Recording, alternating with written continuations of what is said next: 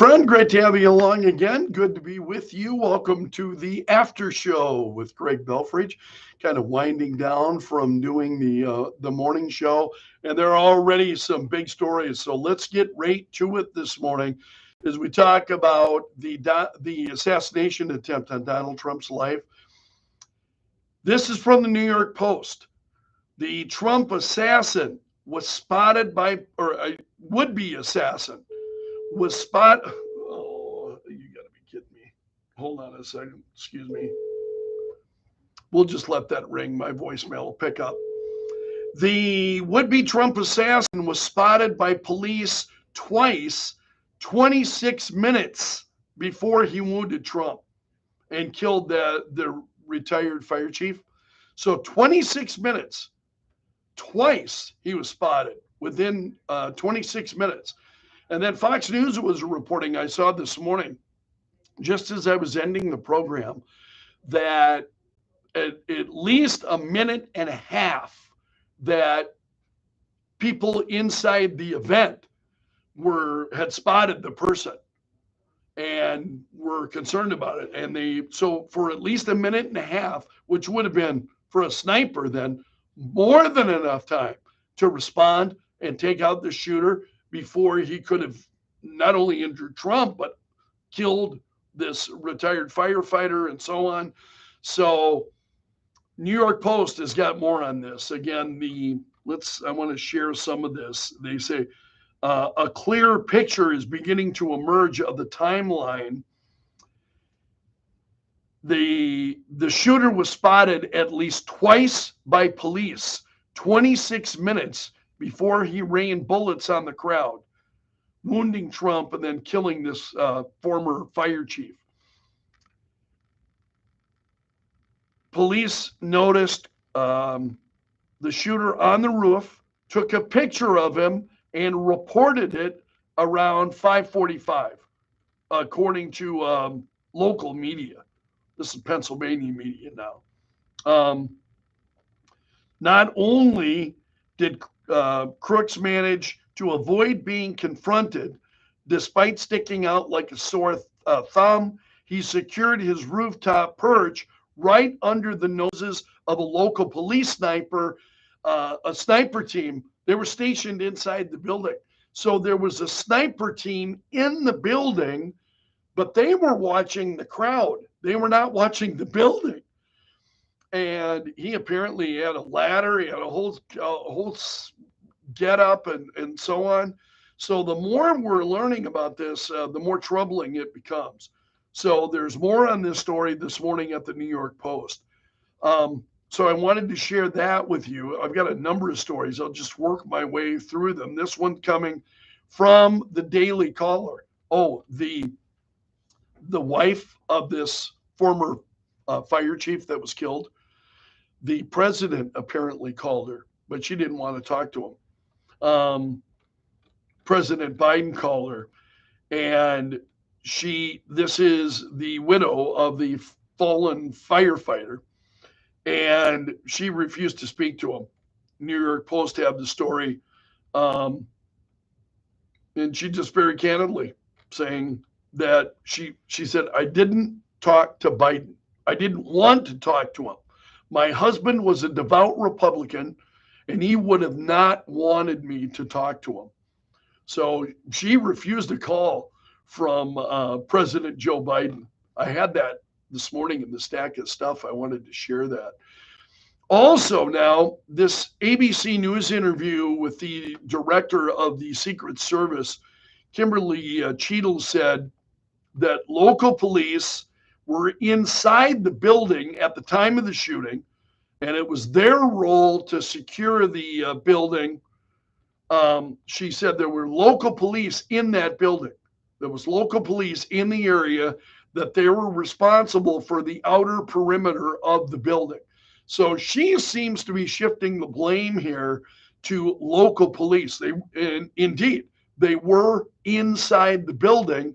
They were monitoring the crowd, and the premises to make sure that nothing, but little did they realize that it was on top of the building that they were in, is where the shooter was located. So um, this, I think, is interesting. One former Secret Service agent is taking issue with the director, and because she's blaming local law enforcement. And he told CNN, the service, now he's talking about the Secret Service. He says the service is responsible for everything, not just the inner perimeter. They should make sure that all of this is covered. And he said officers inside the building, that's not mitigating a high ground vulnerability. You understand what he's saying there? So, yeah, there were local police inside the building. Absolutely correct. But that doesn't mean that the Secret Service should not have been concerning themselves with the rooftop of that building. So, this is at least one Secret Service agent. He's a former Secret Service agent who's taking issue with that. It's obviously it's a high spot, and it was less than 200 yards away from where Trump was at. So less than 200 yards away, you had this guy setting up. And again, as I mentioned yesterday, I think those of you who shoot know, I mean, my time, I haven't hunted in years. I used to hunt with my dad and his friends when I was young. And one of my dad's best friend was an incredible shot. I saw him at 300 yards bring down, I think it was a deer at one point. We were out deer hunting, and he, from 300 yards, brought down a deer. And I'm like, that's an incredible shot. I could never, I don't shake. I'm like Don Knotts, the shakiest gun in the West. I would have never made that shot. So at 200 yards, again, we talked about this yesterday. Just the fact that Donald Trump turned to the right and turned his head up a little bit really saved his life. And so, but why didn't the Secret Service, why weren't they paying more attention to that rooftop? Other big stories this morning, the Republican convention now going into day 2. Associated Press says they will be focused on immigration today. That'll be the big issue. So we'll see what happens as the day 2 of the Republican National Convention continues today.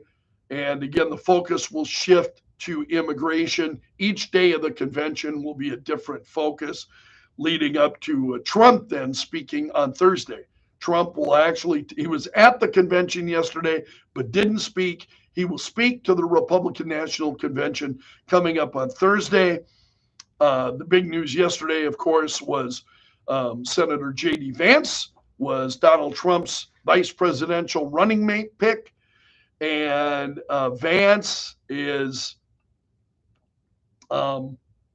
once a fierce critic of Trump, and the legacy media is just harping on this. Absolutely, folks. Well, he was once a fierce critic of Trump. So they said, take away from night 1, the assassination attempt was, as you can imagine, that's where minds and hearts were as they were at the convention. And so even the Associated Press says that attempt loomed over the convention, with speakers expressing gratitude for Donald Trump's survival and his resolve to win back the White House coming up in November. And then the amount of donations is just absolutely incredible. Elon Musk is donating $45 million a month to a pro-Trump super PAC. $45 million a month. Excuse me, sorry about that. My medications, by the way, cause that coughing. So forgive the coughing. It's my blood pressure medications that do that. So Elon Musk, also Bill Ackman, who had given previously to President to Barack Obama. He was a former Obama donor. he is also giving a very significant amount of money to Donald Trump. So you've got some of these big voters who have been on the fringe or even on the left, um, you know, Democrats who are gravitating to Donald Trump. It's, I really don't believe that you and I can understand the impact of that assassination attempt and what that may, the weight of that. Donald Trump, I mentioned this morning on the air, the chance of, come back to my other screen there. There you are. The chance of fight that were breaking out yesterday during the Republican National Convention. So normally it's been USA, USA, US. That's what folks are chanting. And now that's also interspersed with fight, which of course were Donald Trump's words after, as he stood up after the assassination attempt with a fist in the air and fight, and that is resonating with a lot of Americans. And I've got to wonder if that moment, seriously, as we kind of look at events, then that is going to be one of those iconic American moments. I believe. We'll see. Time may prove me wrong, but I can't help but wonder if that will be that kind of enduring moment of Trump, a bloody Trump with his fist in the air, telling people to fight. For many, at least for me, just speaking for myself, that had an incredible impact on me as I watched that on Saturday. It was just overwhelming. So that's kind of a catch up on some of the big stories here this morning, catching you up on events that we're sure to be talking about tomorrow. Also coming up on tomorrow's Greg Belfrage radio show, we will be talking to South Dakota Senator Mike Rounds. Be interesting to get his take on these events involving Trump, what we learned, the Republican National Convention, Donald Trump's choice of Senator J.D. Vance. Be very, very interesting to get Senator Mike Rounds' thoughts on that. He will join me at 8:05 Central coming up tomorrow on the Greg Belfrage Show. You'll be able to stream that at KELO.com and, of course, listen locally as well. So please give me hit the thumbs up button, hit the like button, or the dislike button. I just appreciate having you here so much. Please keep in mind, you can always drop me an email. Email's always open to you, greg.belfrage@kelo.com. That's the absolute best place to email me, greg.belfrage@kelo.com. And all of my emails are routed. Actually, there are several different email addresses that all route into that same email inbox. And I give the KELO.com address because it's easier to give than the one you'd find on the website, but they all route into the same mailbox. And I do love hearing from you. So thank you for letting me join you this morning. I very much appreciate it. Tuesdays, I'm going to generally run on the shorter side. I've got a meeting coming up, a building meeting that we do every Tuesday morning. So I've got to run for that. But I just want to thank you so much for being a part of the Greg Belfrage Show. I appreciate your comments, your emails, your phone calls. I couldn't do it without you. And I mean that very, very sincerely. It's not about me. It's about our shared experiences and what we're going through and what we see happening and our reaction to the events we see in the world around us. So thanks as always, my friend, for being here. I really do appreciate it. So long until tomorrow, and may God bless.